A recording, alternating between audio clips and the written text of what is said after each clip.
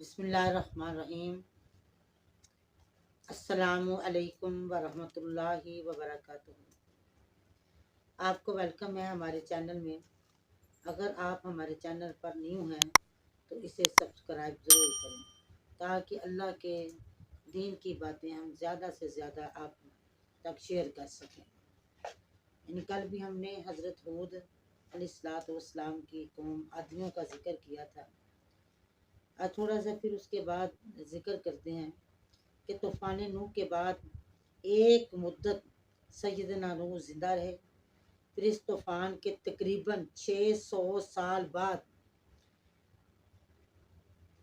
ہود علیہ السلام کو قوم عاد کی طرف بھیجا گیا، یعنی حضرت نوح علیہ السلام کے طوفان کے 600 سال بعد ہود کو قوم عاد کی طرف بھیجا گیا۔ یہ سام کی اولاد میں سے تھے، جو عاد عرب قدیم ترین قوم تھی، جس کے افسانے عرب میں زبان ضد عام تھے۔ اس قوم کو عاد اولیٰ بھی کہا جاتا تھا۔ اس کی شان و شوکت کی بھی ضرب المثال تھی، اور دنیا میں اس کا نام و نشان تک مٹ جانا بھی ضرب المثل بن گیا۔ اسی شہرت کی وجہ سے عربی زبان میں ہر قدیم چیز کے لیے عادی کا لفظ بولا جاتا ہے۔ آثار قدیمہ کو عادیات کہتے ہیں۔ جس زمین کے مالک باقی نہ رہیں یا مدت سے بنجر پڑی ہو اسے عادی الارض کہا جاتا ہے۔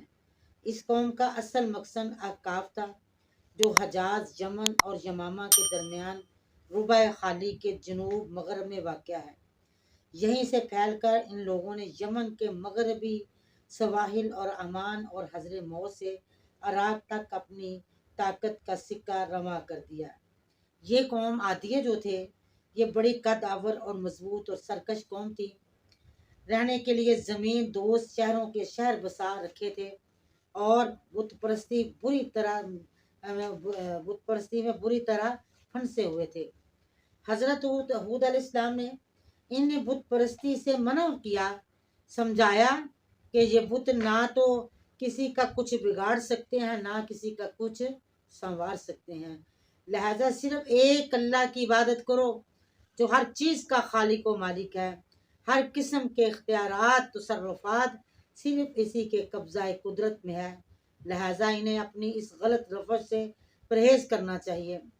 مشرکین کسی بھی قوم یا کسی بھی مقام سے تعلق رکھتے ہوں، وہ عموماً اللہ کی اس کی فرمانروائی کو بھی دنیا کے کسی بادشاہ اور حکمرانی کی طرح خیال کرتے ہیں۔ وہ کہتے ہیں جیسے بادشاہ اکیلا اپنی مملکت پر فرمانروائی نہیں کر سکتا، بلکہ اس نے بہت سے اپنے مددگار، معاون، افسر، ماتحت بنا رکھے ہوتے ہیں، جنہیں وہ کچھ اختیارات سونپ دیتا ہے، ان کی مدد سے حکومت کرتا ہے۔ اس طرح اللہ تعالیٰ نے بھی بعض ہستیوں کو بعض چیزوں کے اختیارات دے رکھے ہیں، جن کی مدد سے وہ کائنات کی فرمانروائی کر رہا ہے۔ گویا وہ اللہ تعالیٰ کو ایک عام انسان کی طرح خیال کرتے ہیں۔ مشرکین جو ہوتے ہیں، جو اپنی بادشاہی کے انتظام اور اسے چلانے کے لیے دوسروں کا محتاج ہوتا ہے، اور بعض ملکوں نے کہ مشرکین جو ہے نا، وہ معاون ہستیاں فرشتوں کو قرار دیتے ہیں، بعض دیوی دیوتاؤں کو، بعض سیاروں کو، بعض ارواح کو، اور بعض اولیاء اللہ کو۔ ان کی سمجھ میں یہ آ ہی نہیں سکتا کہ اللہ اکیلا بھی ساری کائنات کا انتظام چلا سکتا ہے۔ لا الہ الا اللہ، اللہ اکیلا ہی ساری کائنات کا انتظام چلا رہا ہے۔ اسی لیے جب ہود علیہ السلام نے انہیں سمجھایا کہ اللہ اکیلا ہی تمہارے سارے کے سارے کام سنوارتا ہے، اسے کسی معاون کی ضرورت نہیں ہوتی، تو انہوں نے جواب میں دو ہی باتیں کہی کہ تم کم عقل ہو، جسے یہ موٹی سی بات بھی سمجھ میں نہیں آ رہی، یا پھر تم جھوٹے ہو۔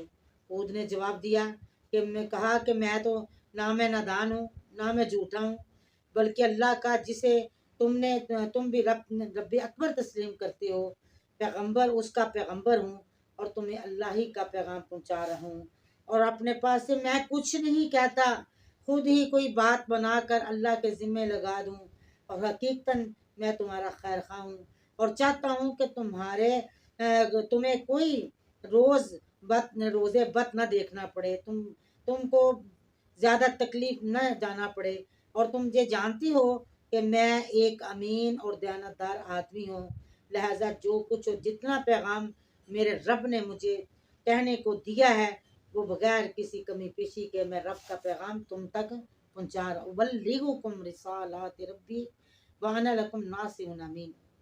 بعض روایات کے مطابق آج کے لوگ کے قد اوسطاً 12 ہاتھ تھے۔ اتنی ڈیر ڈول رکھنے والے انسانوں کی قوت طاقت کا اندازہ لگایا جا سکتا ہے، پھر انہیں رزق کی فراوانی بھی حاصل تھی۔ حود علیہ السلام نے اللہ کے احسان جتلا کر انہیں بتلایا کہ دیکھو نوح کی قوم نے بت پرستی نہیں چھوڑی تھی تو ان کا جو حشر ہوا تھا وہ تمہارے سامنے ہے، لہذا ان نعمتوں کا شکر ادا کرو، اس کی عبادت کرو، اللہ کی عبادت۔ فاذکروا آلاء اللہ لعلکم تفلحون۔ قالوا جئتنا لنعبد اللہ۔ آگے حضرت حود علیہ السلام کو جواب دیتے ہیں کہ تو یہ چاہتا ہے کہ ہم یعنی قوم عاد نے وہی جواب دیا جو عام مشرکین مکہ دیا کرتے تھے، بھلا ہم اپنے باپ دادے کے دین کو کیسے چھوڑ سکتے ہیں جبکہ ہمارے اسلاف ہم سے بہت زیادہ نیک اور عالم تھے، ہم تمہاری یہ بات کبھی نہیں مانیں گے۔ اگر تم فی الواقعہ سچے ہو تو جس عذاب کی تم دھمکی دے رہے ہو وہ لا سکتے ہو تو لا کے دکھاؤ۔ یہ یاد رہے کہ ایسے جواب صرف قوم کے سردار قسم کے لوگ دیا کرتے ہیں۔ وہ ایسے ہٹ دھرم کیوں واقع ہوتے ہیں؟ اس کی وجہ یہ ہے کہ ان کو پتہ ہے کہ اگر ہم اس کی بات کو مان لیا تو یہاں یہ ہمارا بڑا ہو جائے گا اور ہماری سرداری، ہماری چدراہٹ جو ہے وہ ختم ہو جائے گی۔